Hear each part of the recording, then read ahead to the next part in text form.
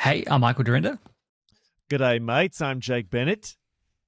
and welcome to episode 172 of the North Meet South web podcast. Oh, wrong one. Oh no, hold on. Do the real one. Then it's just so quiet. Yeah, I That's don't know okay. why We'll it's take quiet. we'll take the party horn. That's fine. Episode 172. Today is March 3rd, 2025. It doesn't seem like 2025 yet to me. I still have to Still too think early. about Got to it. wait until June or thereabouts, I don't and know. then I don't know. It's just like I'm trying to calculate things like ages of my kids and stuff, and I'm like, it's still have to think about it for a second before I realize it's 2025. But man, it is whipping by. We are almost through the first quarter of the year.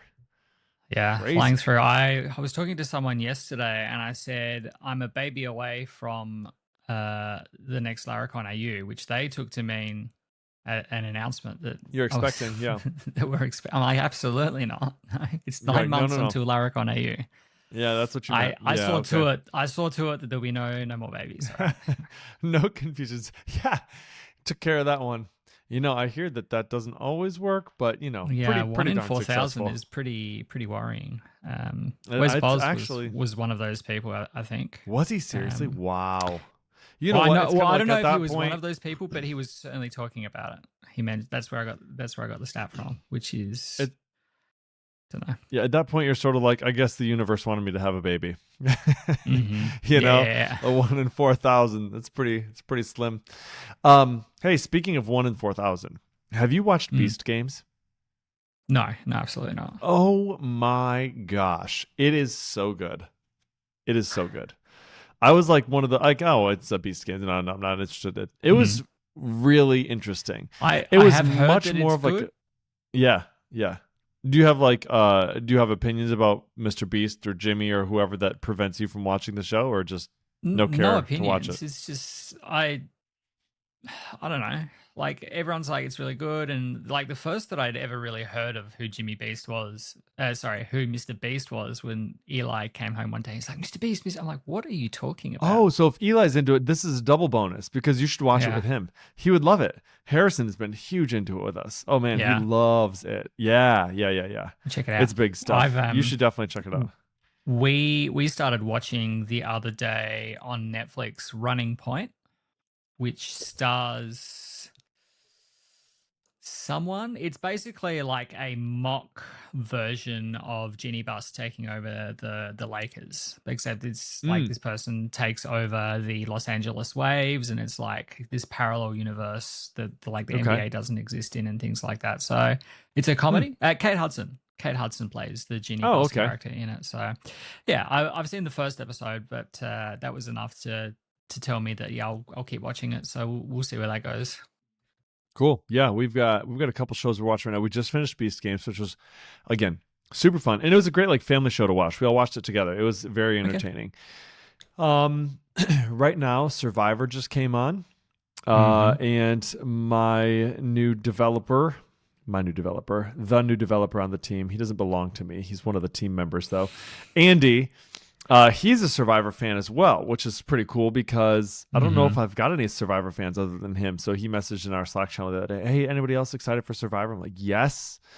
And it's looking like it's going to be a good cast this year. My wife and I have been watching it every year for the last, I don't know, decade probably. Nah, probably not even Mm-hmm. that long. Maybe the last 5 or 6 years.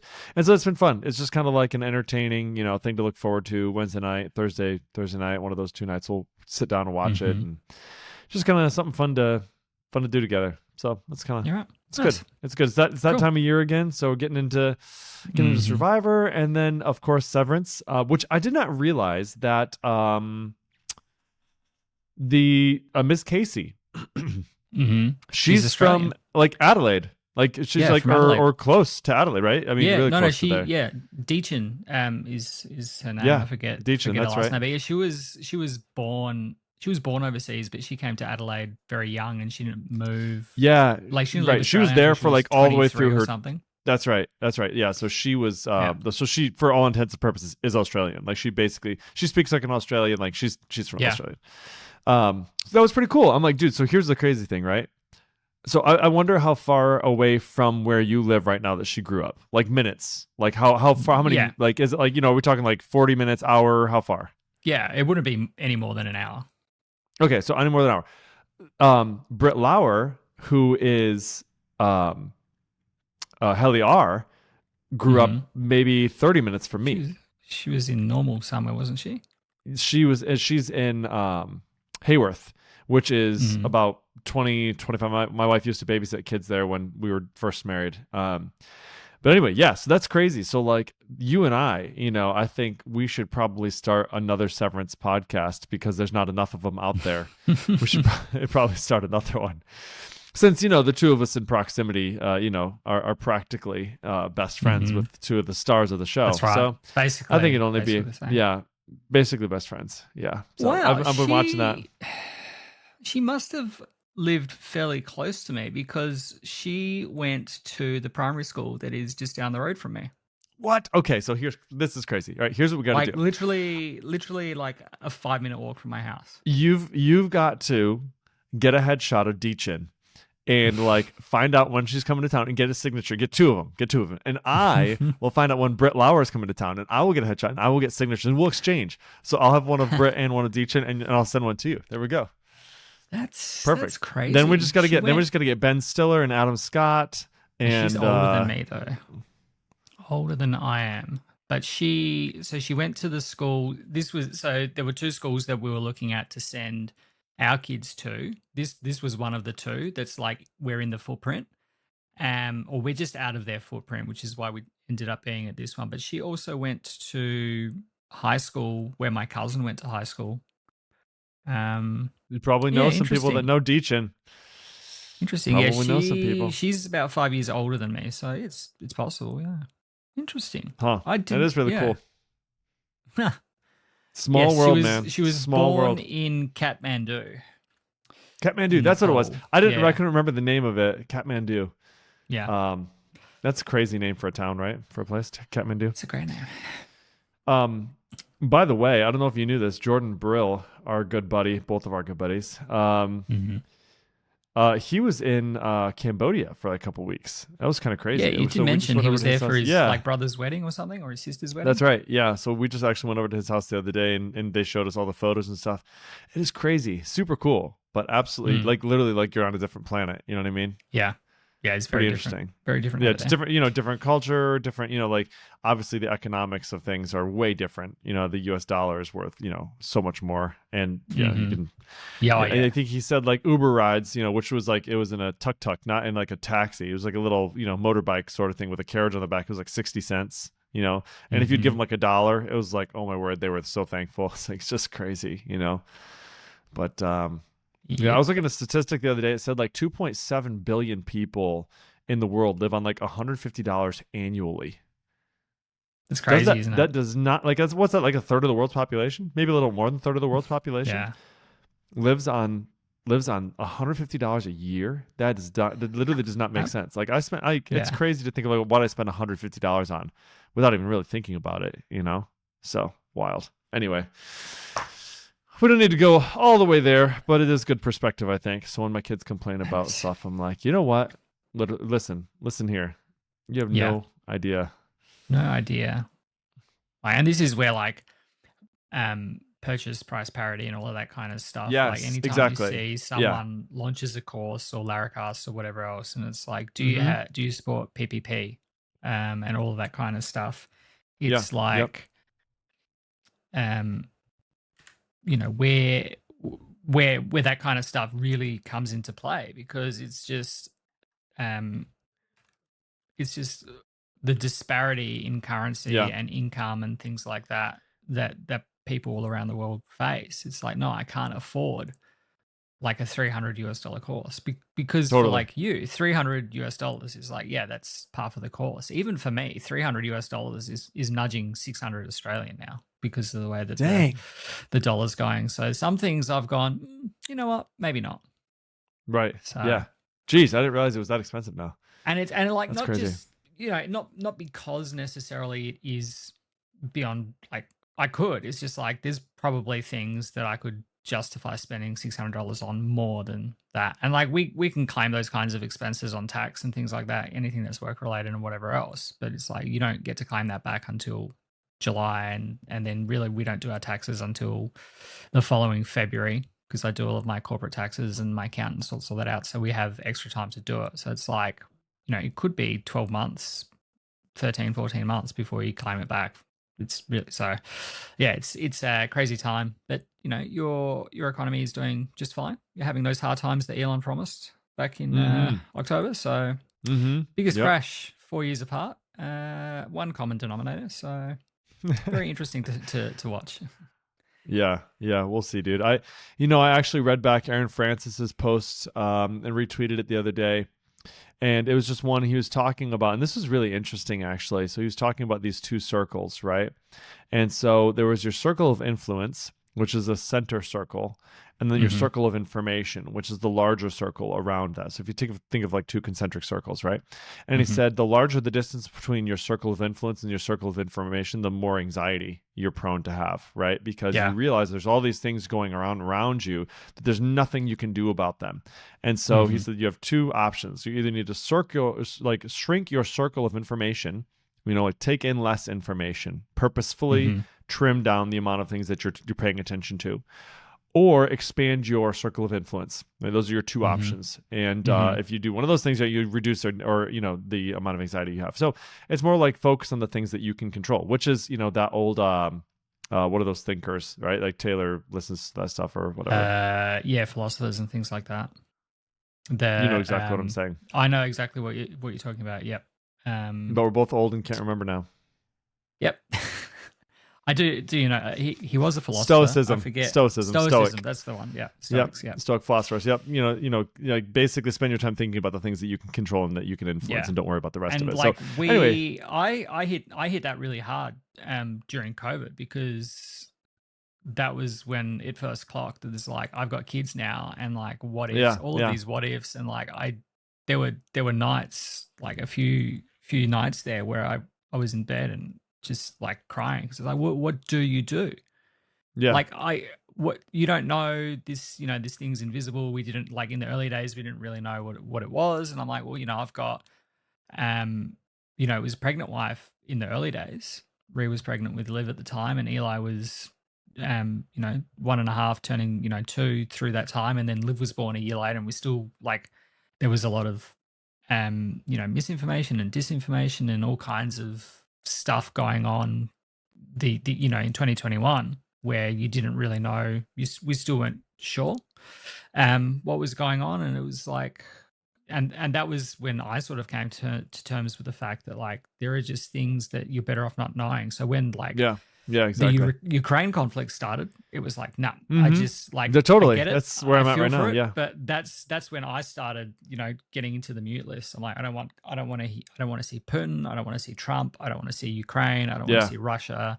Like, every now and these things will creep back in. But moving to Blue Sky has been really interesting as well, because I'm on a couple of starter packs, and just like the quality of some of the followers that, like, every now and then I'll go and see 30 people followed you or something, and you click into the profiles, and like, if you've got a butterfly in your profile, or if you've got your political affiliation in your, like, and it doesn't even matter if it's Democrat or Republican, none of it matters to me, right? But I'm not on social media for politics. So as soon as I see that if you put your political affiliation into your bio, I'll just block you straight away, because, like, I'm not interested, and I'm trying to train whatever algorithms are there. Like, I just don't care about this stuff, because broadly, on a geopolitical sense, it does impact me, but certainly not in any way that I can do anything about. Correct. So that's the key, like, right? Yeah, that's the key. See you later. Yep. So it's really trying to focus on the things that you can impact. I don't need to have thousands and thousands of followers if the majority of them are these, people that are only there for their political beliefs. I'm here because I'm a Democrat, and, F Elon and F Twitter and whatever. I'm like, I don't care. That's not what I'm here for. I don't need to see it. So yeah. And so that was a really good post. And, like, conversely, I have nothing to offer you, because I'm not going to be talking about politics. I'm not going to be talking about any of that stuff. So, like, there's no reason for you to be following me. So I'll do us both a favor. Yeah. Kick you to the curb. Yeah. Losers. Yeah, so that was a really good reminder for me, and I thought that's the first time I'd read it, and I was like, man, Aaron is such a good writer. He's so Mm. talented, such a good dude, and it was like, Yeah, like man, where was he? And then he just appeared one day, and now of course, Aaron. Of course, Aaron's hey, you know around, and what? of I course feel he's smart. it's not And like I don't feel like we discovered Aaron. That's not at all what I'm saying, but like I do remember like early days we took like airdrop. I feel like we picked that up. We talked about. I think we had him on the show at one point to we talk did. about that, You and did, like yeah. yeah, You so spoke to him. um, It was just like one but I day mean you're that was like, just "Hey, again, it didn't. I I mean, can't it record wasn't like today, but I've done a recording with this Aaron Francis guy about this totally. package that he's built." And I'm like, okay, I mean, I got started with Aaron when I was like, he had built his shed quarter. I was like, dude, this guy is not. He's tenacious, man. yeah, He does not have a stop button, and like so nothing's he did the changed. whole shed quarters thing. I know that's exactly right. That's what I'm saying.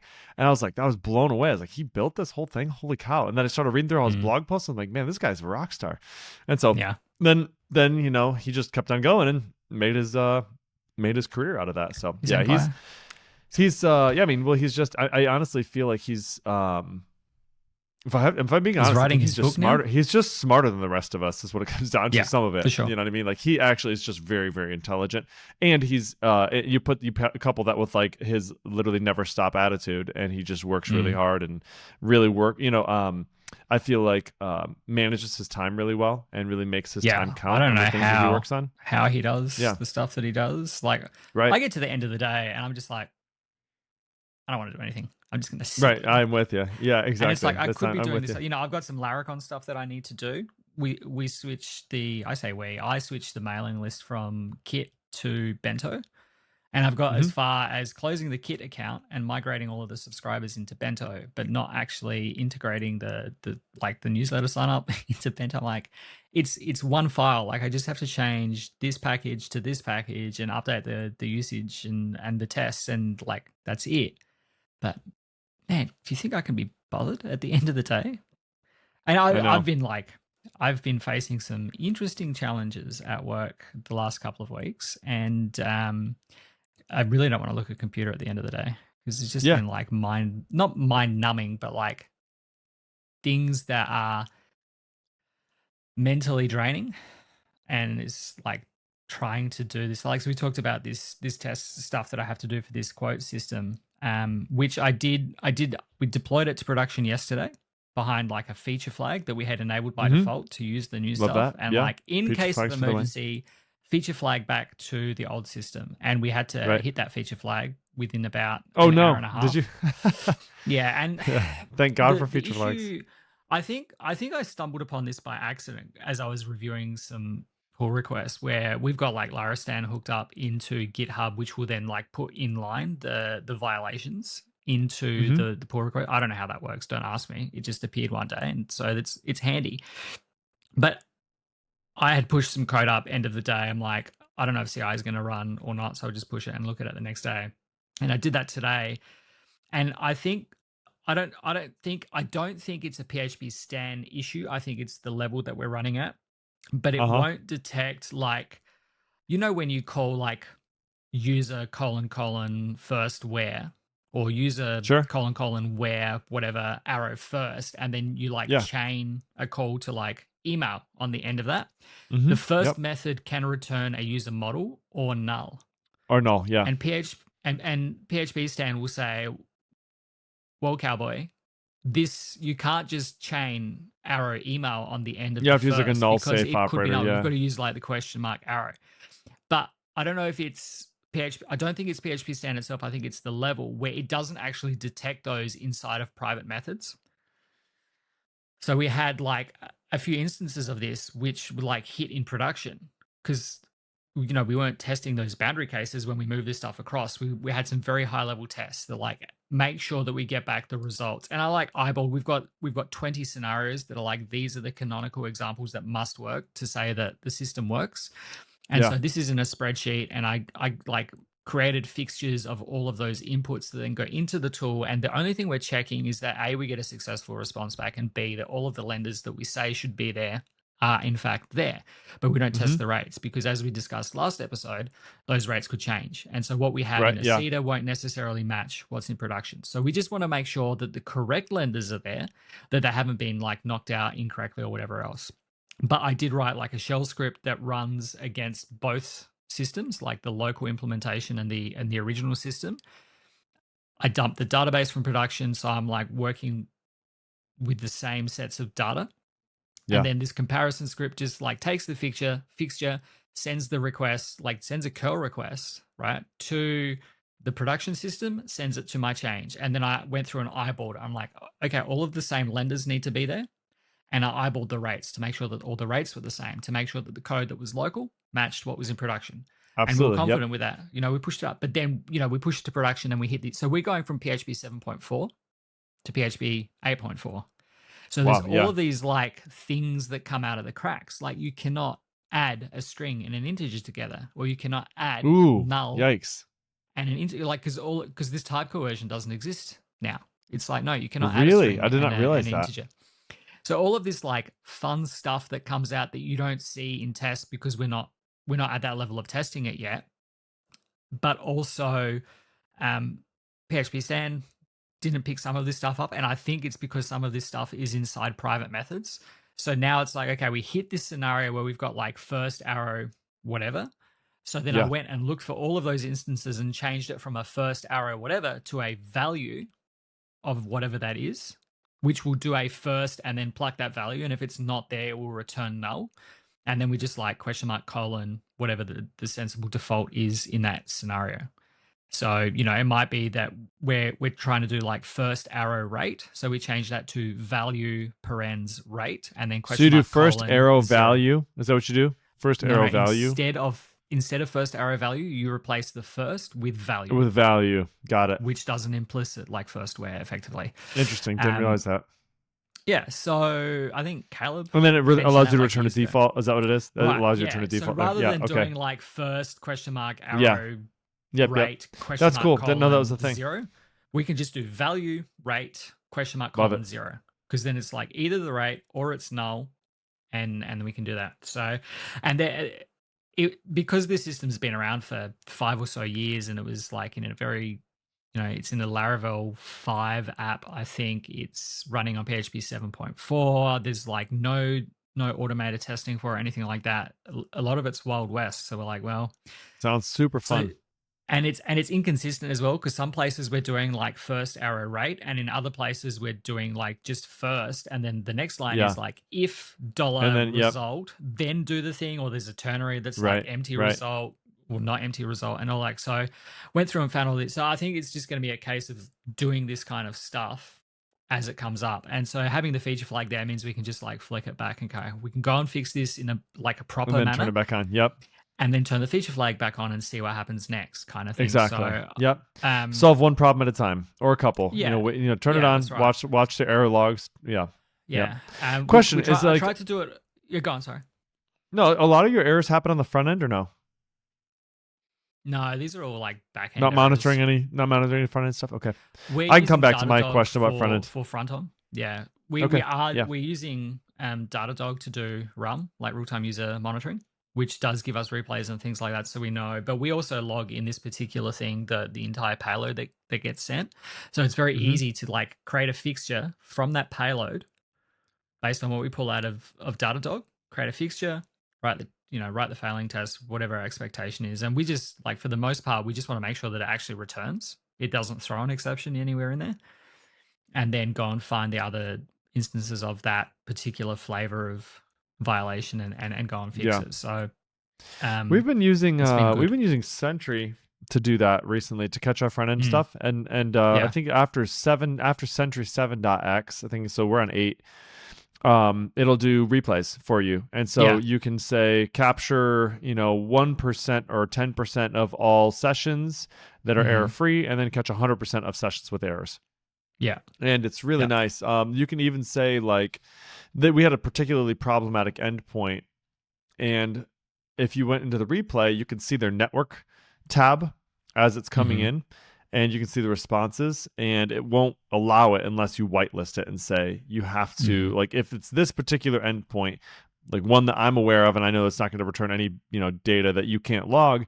you can include it and say, I want this to error. I want these Yeah. endpoints to come back with fully populated responses. And so Hmm. we're able to do Yeah, it's cool. that, which is insanely helpful. And it's all in one Mm. spot, which feels really good. Yeah, So I yeah. don't have to manage permissions across different applications and things like that. So, and it's an interface that people are familiar with as well. Yeah. So it's been working pretty good actually. We've sort of tightened the screws on a couple of our production apps that are responsible for making money, and said we really Hmm. want to reduce the number of errors on these. And so we've spent a good amount of time just kind of going back and cleaning up, and why is this particular record not populating this piece of data, all the time? And Yeah. these attachments that are supposed to come through on emails come through about 95% of the time, but there's these 5% edge cases where it doesn't. We need to figure that out, just Mm. interesting stuff like that. So that's been cool, but the replays have been huge. Yeah. That's been massively helpful. I've really liked that. Yeah. Yeah. Yeah. The replays are very, very useful to the front end guys, and it helps to get us much better tickets in many situations. We Yeah. actually hired like a level 2 support person end of last year that started. And so they actually have some technical understanding of everything, but they understand how the platform works as well. So we get really detailed, really thorough tickets coming through from them now. Everything gets escalated kind of through them. Whereas before it was like I clicked here and this screen popped up and that was basically the extent. And they're like, oh no, I didn't contact the customer. I don't have time to do this. Like, I've got other things to do. It's like, well, if you want us to fix it, you know. Yeah. Well, Um, because sometimes it's like, number one, it's impossible to get a hold of the customer who had the error, right? mhm. And it's like, what better time to capture the error than when it's happening? So it's When like it I could happened, see yeah. the screen as it was happening. Yeah. The one other thing that Sentry does pretty well, which is cool too, is like it introduces like dead clicks. So we'll say if they clicked on something and Mhm. nothing happened in your UI, it's like a dead click. And so Mhm. like we found some email links that were not working. There was something that was Nice. causing an error that was not actually doing anything. And then they also have rage clicks. So if somebody clicks on But they something clicked like lots 3 of or 4 times. times in a row, yeah, Uh-huh. it'll say like rage click detected. So somebody was That's trying to do fun. something and it stopped working, and so you can like go in and like, oh, rage click. What were they trying to do? Oh, I see. Yeah, they were frustrated Mhm. because it was taking too long Nice. or whatever it was.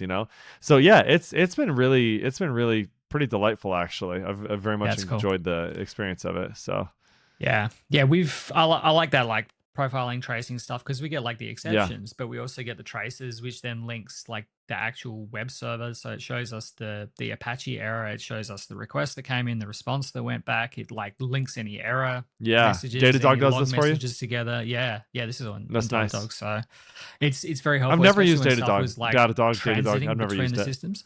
I would like I think it's probably overkill for most Is Laravel it like apps, to be is it honest. using just logs, or is it actually hook into your exception handler? It's How got does an it work? agent. Yeah, so it's got an agent. So it's doing Oh, that. We've okay. got So it's like doing context profiling logging and with all that stuff too. Datadog. Yeah. Yeah, it does profiling and all of that kind of stuff. So it's a much heavier thing. Um, but we use it as well because it does all of our infrastructure monitoring. It Yeah. monitors all of our applications. Like, and this is something that Sentry doesn't do Right. Well, application it monitoring. actually kind of does And now. It actually or kind of does or it now. does now. It has Yeah, some of it. Yeah, but originally but it it's hooked didn't. into And like all so of our Kubernetes stuff and things like that as well. okay. So Yeah. sadly, I don't We're think I'm ever going to slowly. use Night Watch at work because we need it to That's what I was support going to like ask. other things. Yeah, I'm Yeah. curious to know if we end up using Night Watch or not. I think for right now we're using Pulse, which has been cool to kind of like see Hmm. some of those slow queries and things like that. But then, Yeah. so Yeah. we've got Pulse watching some of that stuff. We've got Sentry watching some of that stuff. Um, so anyway, yeah, we'll see what happens with the Night Watch. I mean, as I far think as for you speaking it'd of probably like, be good, but you'd yeah, probably still use Sentry to do all your RUM, all of agreed, the front agreed, end yeah, stuff. I think probably Night Watch will get there at some point, but the focus on it being like specifically for Laravel, like Laravel yeah, Cloud right, is specifically for Laravel. There's a right, lot right. of stuff that they can do there, and a lot of applications will be fine for a very long way on that kind of stuff. But And I mindful of the think fact that it is monitoring predominantly the back end at this, at the moment. I think too, like these solutions that they're coming out with, Cloud and Night Watch and those things, they are definitely cool for people of us who have been around for a long time. However, I think they are targeting a really, sort of some of the new demographic too. So say like, okay, For sure. somebody who's never been set up on Forge or Envoy or whatever, anything like that, you want to get started in 25 seconds, use cloud, Hmm. Laravel cloud. Of course you Yeah. would. Like it's free to start, and it's like then you graduate to a bigger plan, and it's like okay, then it's just very comfortable for you. The on ramp is Yeah. so easy, and I Yeah. think it's the same thing with Nightwatch for somebody who's never hooked up a Sentry or a Bug Snag or a Datadog or whatever. It's Hmm. like use Nightwatch. Of course you would because it's a Laravel product built for Laravel apps. It's just streamlined. You don't have to even think about the setup. It just works. And so Hmm. I think these while these products do definitely apply to people who have these things set up. It's the cost of switching and all that stuff too. So it's like, is Yeah, it worth it? Maybe at some point it becomes worth it, but I definitely think that they're 100% going to capture all the newcomers for sure. that are Yeah, coming especially if over. they kind of tie it in with cloud, and it's like, oh yeah, you want Yeah, monitoring for this? yeah, Just click a button here, and it'll absolutely. just work. We one of the She Codes students that came to Laracon last year, they did all of they just graduated from their She Codes cohort a few weeks ago, and all of their stuff was JavaScript. But she was really looking forward to the opportunity to work with Laravel. And when Joe Mini, who spoke at Laracon last year, said, oh, Laravel Cloud just came out, like you can get up and running in a couple of minutes. That was mind blowing that, like, they can actually get something out into the world that Yeah, fast, using the knowledge. And then, all of the starter kits that we have now getting up and running with all of that basic stuff out of the way, Fusion coming, all of that kind of stuff, like it's going to capture. And the old heads look at it and you're like, why would you do this? I don't like that. React sucks, Vue sucks, Livewire, whatever the complaints are, Vault sucks. Who cares? Like, how often are you spinning up a new app that these things are actually going to be a bother for you? you know, yeah. you're not gonna But bring this stuff for into your existing app, yeah, but for yeah. new But people again, that are for coming in, totally.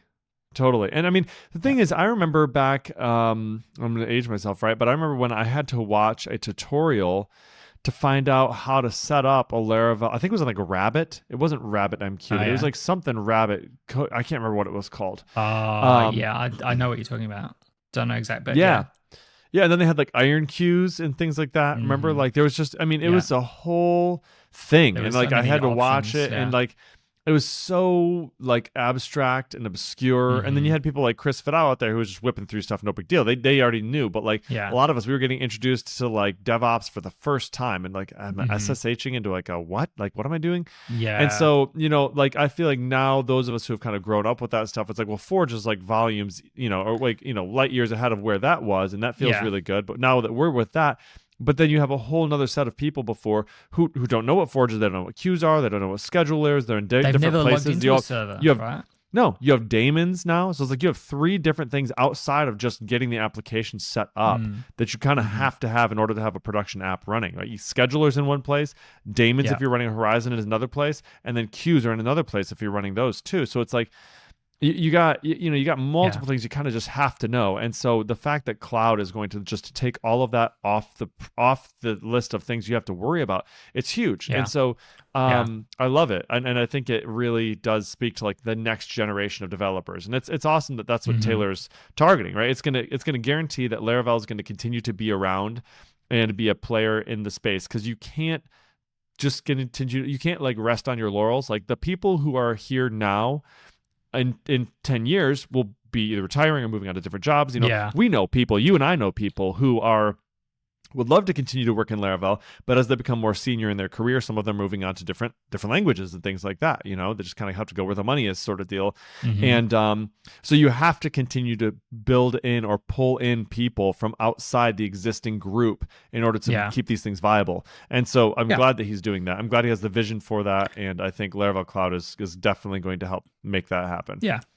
Though, I mean, those of us that have been programming for, 10, 15, 20 years and beyond, we grew up with this stuff. That was the only way to deploy a PHP application. Was PHP, all the stuff that we have had to do, it was still simpler than something like Ruby on Rails until Heroku Right. came around and all of this other stuff. Whereas JavaScript has always had the cell, right?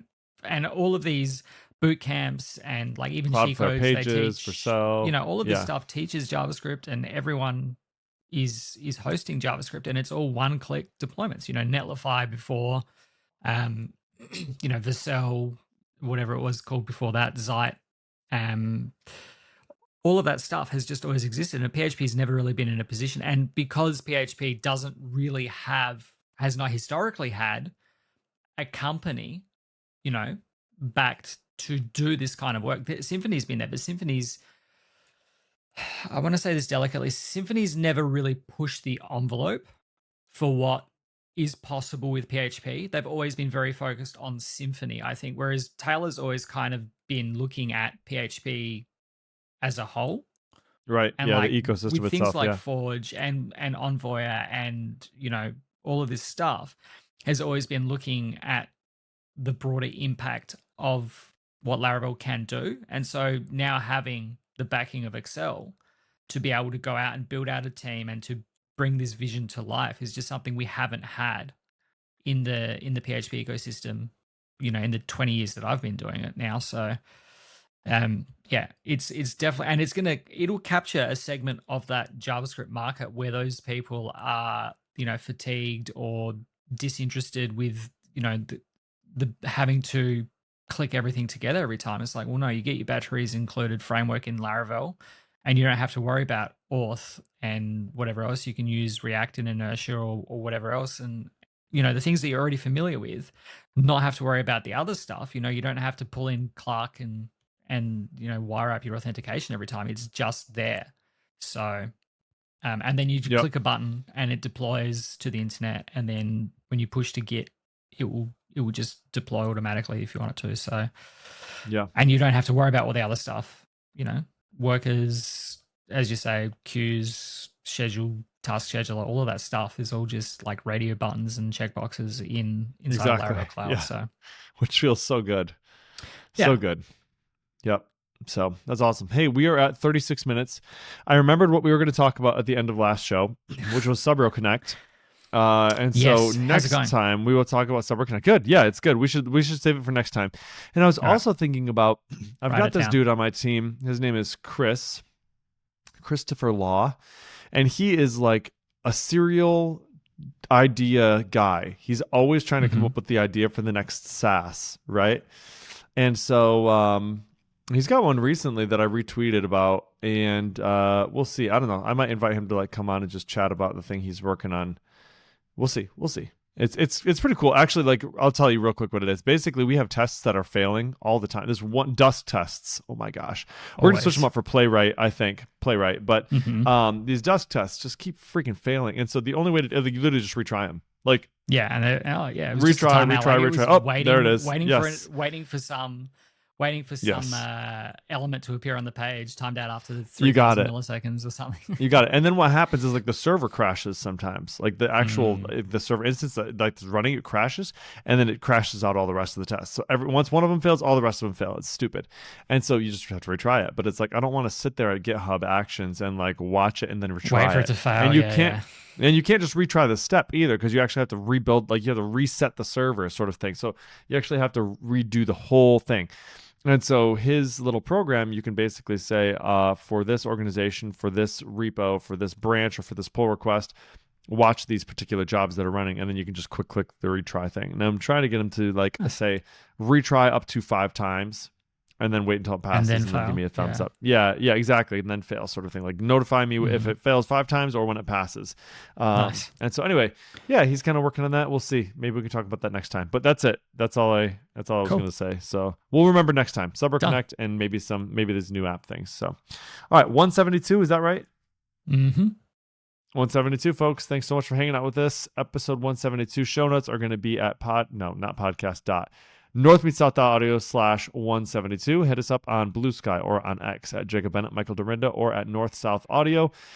Rate us up in your podcatcher of choice. 5 stars would be awesome. Thanks so much. We'll see you next time in 2 weeks. Peace. Bye.